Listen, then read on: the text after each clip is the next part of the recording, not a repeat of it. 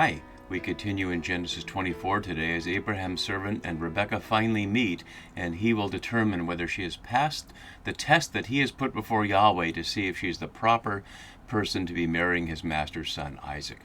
And as we continue through this, we saw last time there was a little chiasm that matched verses 11 to 15. Now we're in a section that shifts topics, so it won't be that kind of chiastic pairing as we saw, but we can see the key words here on the right side that are focusing on exactly what's happening: the verb to draw, the question of drinking, and the camels, and his implicit question of whether Yahweh has made his way successful.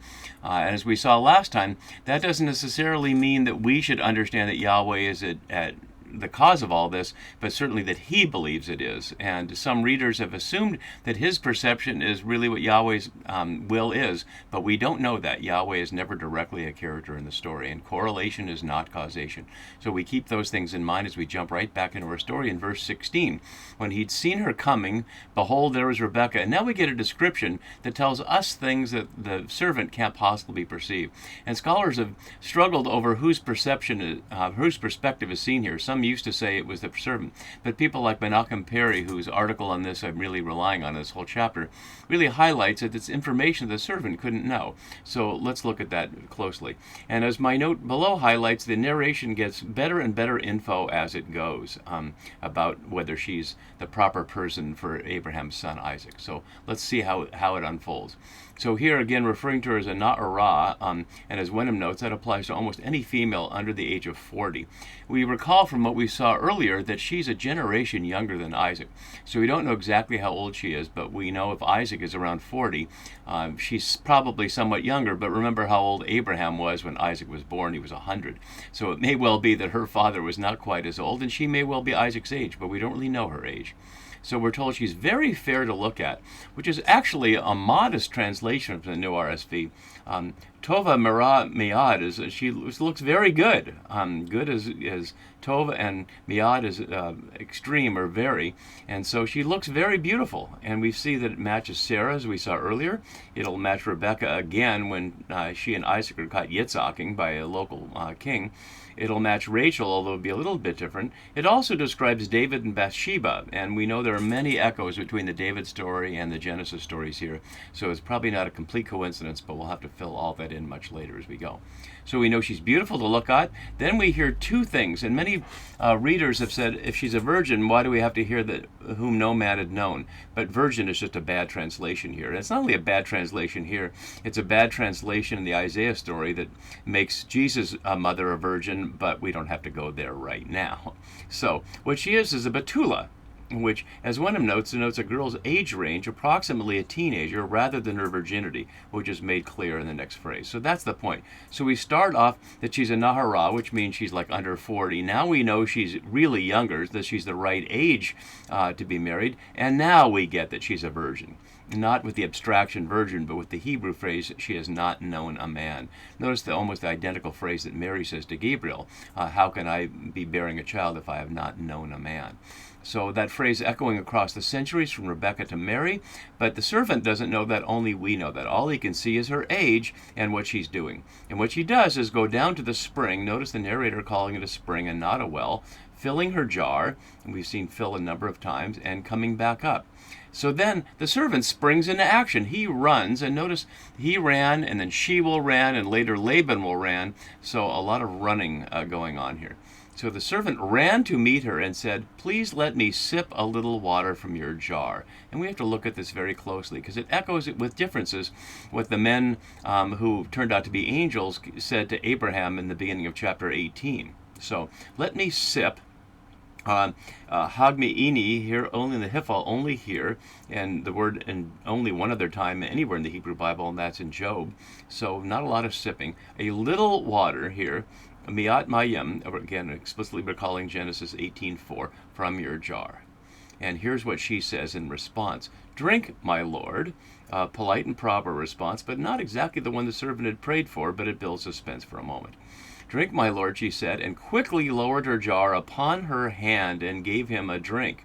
And as my note below has, as the request for a little water echoes Abraham's guess, so Rebekah's speed echoes Abraham's response, and so will the provisions she provides, at least for the camels, as we'll see. So she lowered her jar upon her hand and gave him a drink.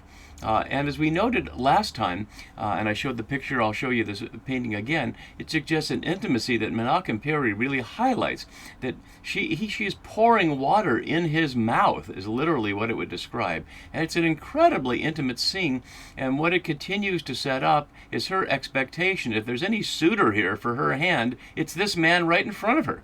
And this is the only thing she's heard him say is, please let me sip a little water. And by offering this intimate drink, she could have just handed him a jar, for example. But this is what happens. She lowers it upon her hand and gave him a drink.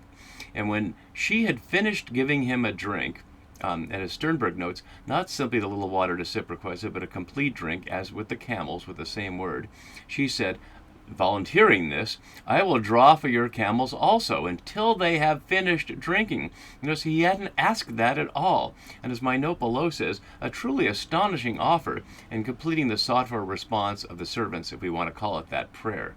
And as Sternberg notes here in response to the question of whether her response was exactly what the servant had expected, because he'd asked that also to offer to water the camels in one increment, he says, if she responds by installments, it's only because she will not lump together man and beast.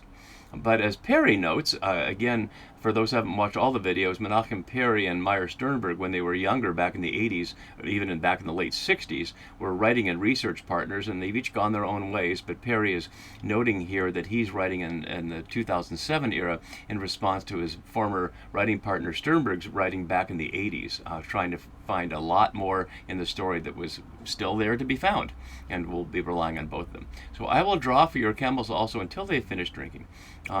As Peri notes below, she doesn't offer to water the others with the servant whom she sees, but we don't until 24:32.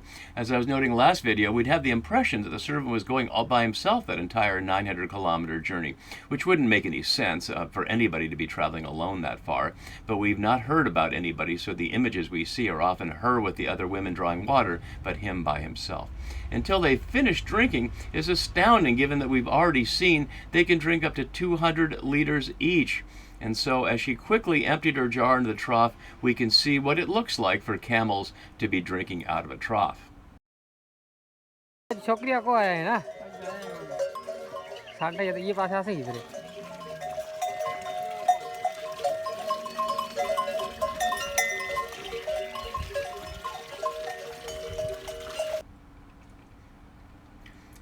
So there they are. So she quickly emptied, and as Peri notes below, the verbs of running and of hurrying, which are a feature of this type scene and are usually linked with bringing home the news of the man's arrival, are more numerous here than in any other betrothal instance, and appear earlier in the context of Rebekah's activity at the well.